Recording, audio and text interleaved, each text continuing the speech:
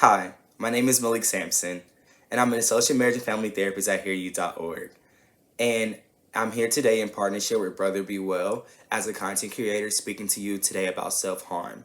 Before I get into what self-harm is, I wanted to make sure I said the disclaimer to let you guys know that as I'm talking about self-harm, this is not meant to diagnose, treat, or even give you a full scope of what self-harm is, but to give you an overview of what self-harm is and being able to identify when you see signs of self-harm. So, before I tell you a little bit more about self-harm, I want to go in and say if you or anyone you know are experiencing suicidality or any thoughts of self-harming, please reach out to 911, your local emergency contact, or text the crisis line help at 741-741.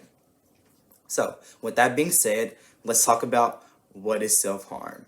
So, self-harm is when you are hurting yourself as a way to cope with something that is hurting you.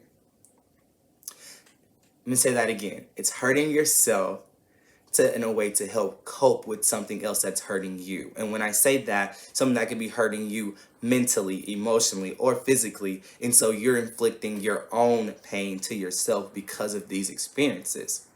It's a harmful way that people use to deal with difficult situations and overwhelming situations. And it's a very unfortunate thing that happens to a lot of people.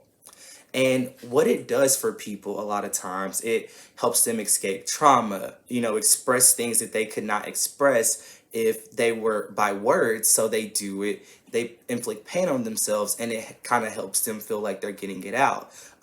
Having a sense of control when things are overwhelming and you don't have any control and you inflict this pain on yourself, it can give people this sense of control and power.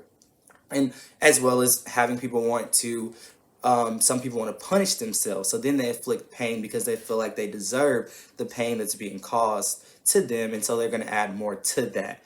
The appeal of it is a short-term release from what's going on, and that short-term release of that, it leaves that pain can have this feel like this person is being helped because it feel like they're being released from their emotional pain by causing themselves this physical pain.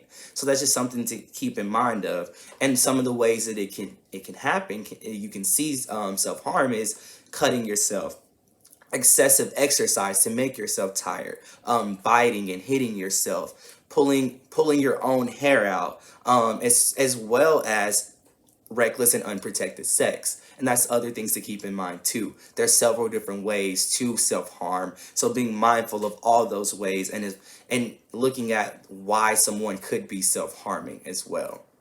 So I really hope this information was helpful for you all. And thank you so much for tuning into this video. And as always, brother, be well. Thank you.